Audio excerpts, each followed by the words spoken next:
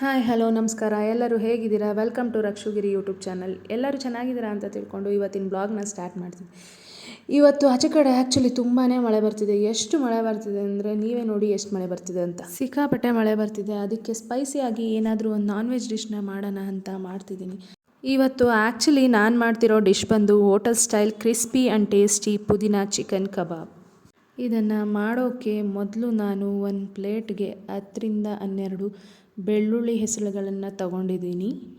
ಸ್ವಲ್ಪ ಶುಂಠಿನ ತೊಗೊತಿದ್ದೀನಿ, ಅರ್ಧ ಇಂಚಷ್ಟು ಸಾಕು.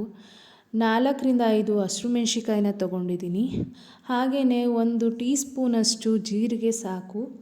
ಹಾಗೆಯೇ 2 ಚಕ್ಕೆ ತೊಗೊಂಡಿದ್ದೀನಿ. ಆ 2 ಚಕ್ಕೆನ ಚೆನ್ನಾಗಿ ಚಿಕ್ಕದಾಗಿ ಕಟ್ ಮಾಡ್ಕೊಂಡು ಪೀಸ್ ಮಾಡ್ಕೊಂಡಿದ್ದೀನಿ.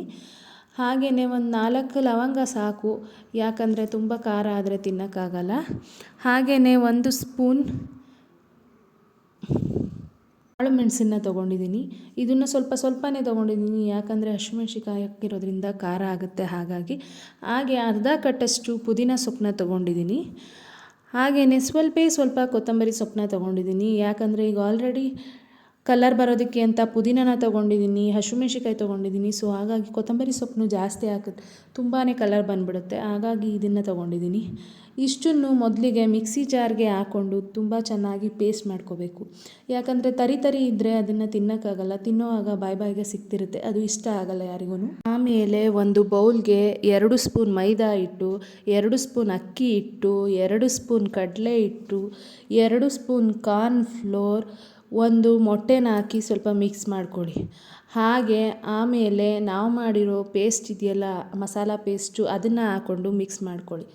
ಆಮೇಲೆ ಅದ್ರ ಮೇಲೆ ಸ್ವಲ್ಪ ನಿಂಬೆ ರಸನ ಹಾಕಿ ಚೆನ್ನಾಗಿ ಸ್ಪೂನಲ್ಲಿ ಸ್ವಲ್ಪ ಹೊತ್ತು ಮಿಕ್ಸ್ ಮಾಡಿ.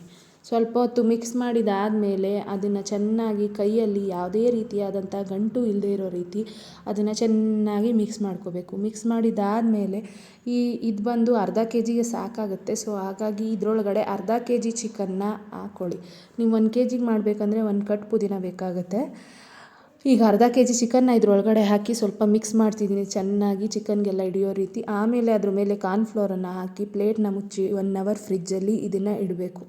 ಆಮೇಲೆ ಇದನ್ನು ಆಯಿಲಲ್ಲಿ ಡೀಪ್ ಫ್ರೈ ಮಾಡಿದ್ರೆ ಹೋಟೆಲ್ ಸ್ಟೈಲ್ ಗರ್ಗರಿಯಾದಂಥ ಪುದೀನಾ ಚಿಕನ್ ಕಬಾಬ್ ರೆಡಿ ಆಗುತ್ತೆ. ಈ ರೆಸಿಪಿ ನಿಮಗೆ ಇಷ್ಟ ಆದರೆ ಟ್ರೈ ಮಾಡಿ. ಹಾಗೆಯೇ ನನ್ನ ವೀಡಿಯೋನ ಲೈಕ್ ಮಾಡಿ, ಕಮೆಂಟ್ ಮಾಡಿ, ನನ್ನ ಚಾನಲ್ನ ಸಬ್ಸ್ಕ್ರೈಬ್ ಮಾಡ್ಕೊಳ್ಳೋದನ್ನ ಮಾತ್ರ ಮರಿಬೇಡಿ.